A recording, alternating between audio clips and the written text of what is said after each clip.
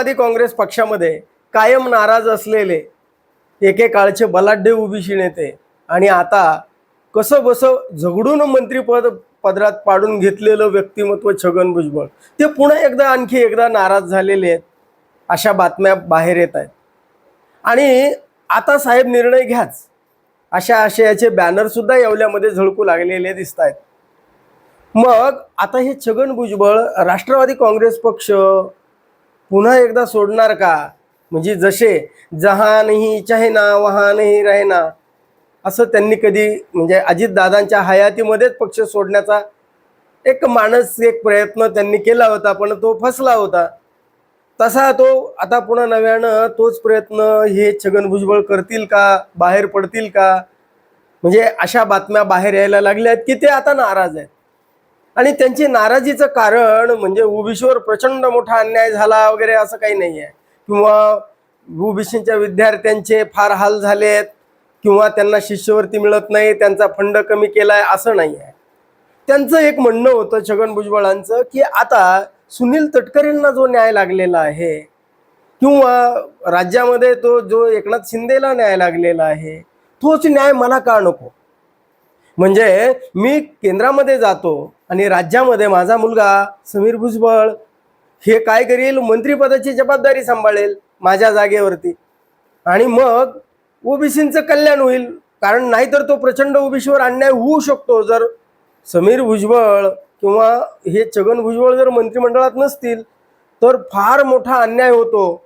असं म्हणजे गेल्या वेळेस अजितदादांनी मंत्रिपद नाही दिल्यानंतर राज्यभरामध्ये अजितदादांचे पुतळे म्हणजे पेटवलेच होते, कारण तो ओबीसीवर अन्याय म्हणून पेटवले होते. आणि ते लक्ष्मण हाके ते फार आघाडीवर होते. म्हणजे ओबीसींवर अन्याय अजितदादा पवारांचा पक्ष हा जाणीवपूर्वक करतो असा त्यांचं म्हणणं होतं.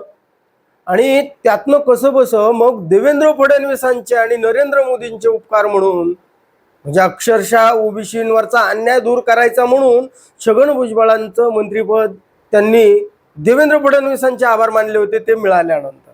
म्हणजे अजितदादांचे मानले, पण ते एक फॉर्मॅलिटी म्हणून पक्षामध्ये सोडलेला नव्हता म्हणून मानले, अन्यथा ते त्यांना तशी गरजही भासलेली नव्हती. म्हणजे कोण इथपर्यंत विचारण्यापर्यंत त्यांची म्हणजे हिंमत झालेली होती.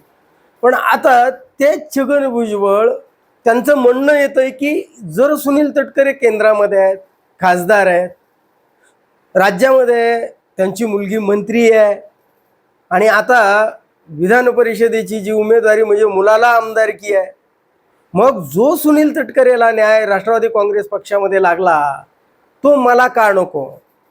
किंवा त्यांनी पुढचंही नाव घेतलं म्हणजे एकनाथ शिंदे हे इथं राज्यामध्ये उपमुख्यमंत्री आहेत आणि त्यांचा मुलगा केंद्रामध्ये आहे. म्हणजे आणि एकनाथ शिंदे वारंवार दिल्लीच्या वाऱ्या करतात की त्यांच्या मुलाला मंत्रिपद मिळावं म्हणून तेही संघर्ष करतायत. अगदी छगन भुजबळांचं म्हणणं अगदी बरोबर आहे. राज्यामध्ये इतर नेत्यांच्या पुढच्या पिढ्यांचा जसा विचार केला जातो तसा छगन भुजबळांचा होत नसेल तर मग हे चुकीचं आहे ना.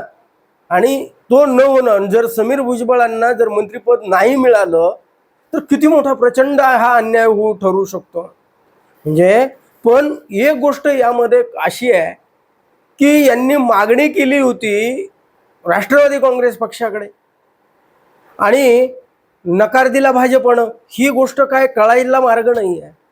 म्हणजे जे राजेंद्र जैन यांना जी राज्यसभेची उमेदवारी दिली आहे, जी छगन भुजबळांना अपेक्षित होती, तर ती राजेंद्र जैन हे प्रफुल्ल पटेलांच्या जवळचे म्हणून सांगितलं गेलंय. म्हणजे बातम्या तशा देतात. म्हणजे प्रफुल्ल पटेल आणि सुनील तटकरे यांची मागच्या महिन्या 2 महिन्यामध्ये अजितदादा गेल्यापासून त्यांचे काय हाल आहेत पक्षामध्ये हे सर्व श्रुत असताना सुद्धा म्हणजे सुनील तटकरेंचं फार चांगलं चाललंय आणि प्रफुल्ल पटेलांच्या जवळच्या व्यक्तीला आता राज्यसभेची उमेदवारी मिळाली आहे आणि छगन भुजबळ आता नाराज आहेत. म्हणजे ही चेष्टा आहे. कशी की मागणी केली राष्ट्रवादी काँग्रेस पक्षाकडं छगन भुजबळांनी आणि नकार दिला म्हणे भाजपनं. म्हणजे हा राष्ट्रवादी काँग्रेस पक्ष अजितदादांचा हे चालवतोय कोण? सुनेत्रा पवार या पक्ष चालवत आहेत, पार्थ पवार ते त्यांचे जे अजितदादांचे वारस आहेत ते चालवत आहेत का देवेंद्र फडणवीस या पक्षाचे निर्णय घेत आहेत? म्हणजे एकंदरीतरित्या हा राष्ट्रवादी काँग्रेस पक्ष आता अजितदादांचा नसून देवेंद्र फडणवीसांच्या मार्गदर्शनाखाली फक्त लोकांना दाखवण्यासाठी म्हणून सुनेत्रा पवार त्या पक्षाच्या राष्ट्रीय अध्यक्षपदी आहेत का? आणि जर आता हा जो अन्याय छगन भुजबळ यांच्यावर झालाय तो सुनेत्रा पवार यांनी केलेला नसून तो देवेंद्र फडणवीसाच्या भाजपनं केलाय का? म्हणजे पुढच्या विस्तारामध्ये म्हणजे तुमचा विचार केला जाईल असं भाजप सांगतंय. म्हणजे मंत्री मंडळामध्ये कोण असावं किंवा कोण नसावं याचा निर्णय देवेंद्र फडणवीस आणि भाजपच घेते आहे. हा निर्णय घेण्याचा अधिकार ना एकनाथ शिंदेंना आहे ना सुनेत्रा पवार यांना आहे.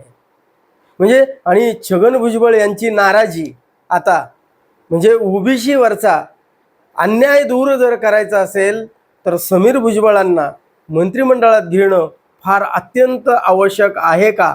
याविषयी आपलं काय मत आहे? खरंच राष्ट्रवादी काँग्रेस पक्ष कोण चालवतंय? छगन भुजबळांवर दरवेळी ओबीसी म्हणून अन्याय होतो का? आणि ओबीसींचं वरचा जो अन्याय आहे तो जर दूर करायचा असेल तर समीर भुजबळांना मंत्रिमंडळात घ्यायला हवं का? याविषयी आपलं काय मत आहे? कमेंट करून जरूर सांगा. आणि हा विषय आवडला तर लाईक आणि शेअर करायला विसरू नका. धन्यवाद. जय महाराष्ट्र.